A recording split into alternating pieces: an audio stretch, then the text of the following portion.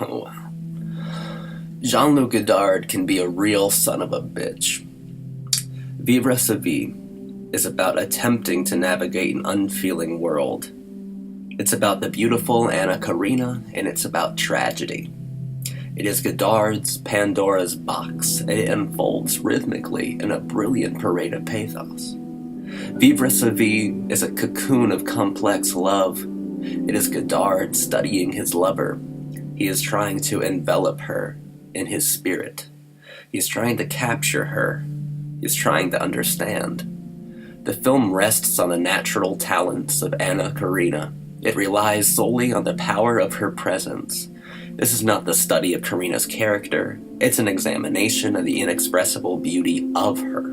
It's about watching her live and falling in love with the ways in which she attempts to. It's about losing yourself to her as she provocatively struts around a smoky pool hall. It's about seeing a woman through the director's eyes. It's about seeing her as the accident-prone goddess she really was. Vivre sa vie is all about infatuation and longing. It curiously, almost emphatically, demands your sympathy as you watch Karina venture into an indifferent and uncaring world that seems to be oblivious to her very real and palpable beauty.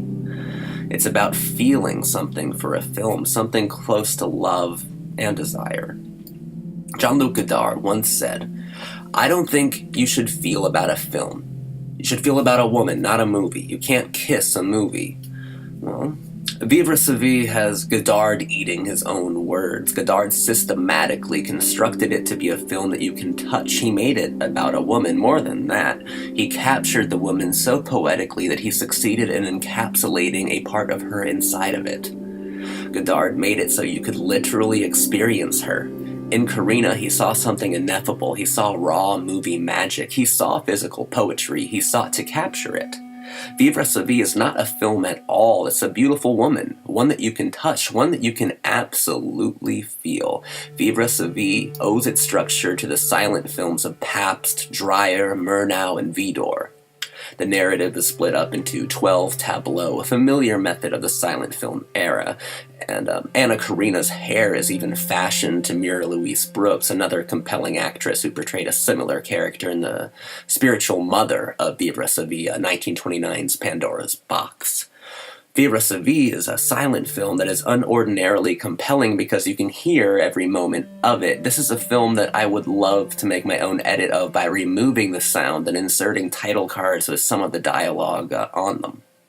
It would work immensely. Silent films were about the picturization of the intimate. They were about the strength of images. Godard's film exudes those same exact qualities. Vivre sa vie is a film of potent genius. It is visually strong, structurally sound, and it is a film that oozes uniqueness. Godard borrowed what he needed to from silent films and added his own innovation to them. Vivre sa vie is maybe Godard's most eloquent collage of images and ideas. Watching Vivre sa vie is like a cinematic awakening. This film has a lot of heart in spite of the unsympathetic world it projects. Nothing about the soul of the film is staged in any way. The soul of the film is defined by its own constantly evolving personality, which makes the emotional toll of watching Vivre sa vie organic and feel very real.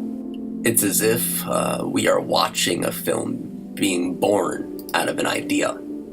We watch the film have fun with its newfound life, and we watch how it all tragically plays out. A clever metaphor for the life creative people give to inanimate objects and for the passion that is ultimately lost on them. Karina is visually and emotionally astonishing in Vivre sa vie. As a goddess and as an actress, she transcends and will live forever. There is a scene of particular personal significance that takes place inside of a movie theater. Anna Karina is watching Carl Theodor Dreyer's silent masterpiece, The Passion of Joan of Arc, and begins to weep.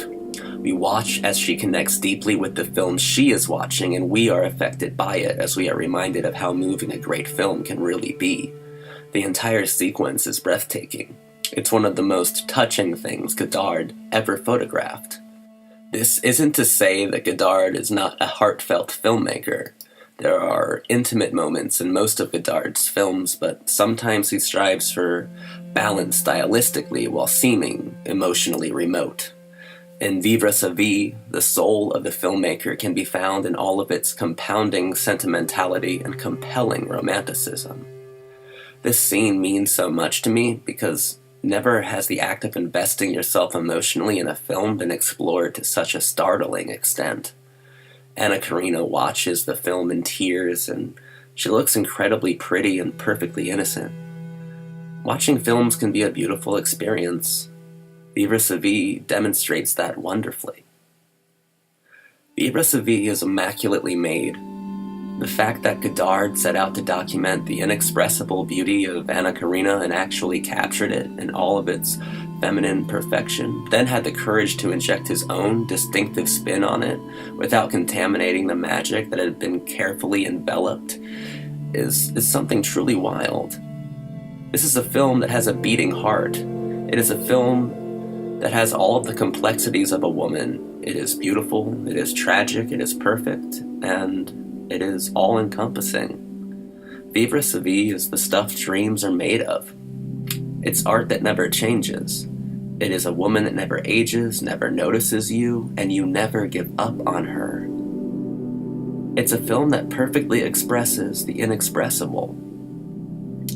It's a film that has protected me for years.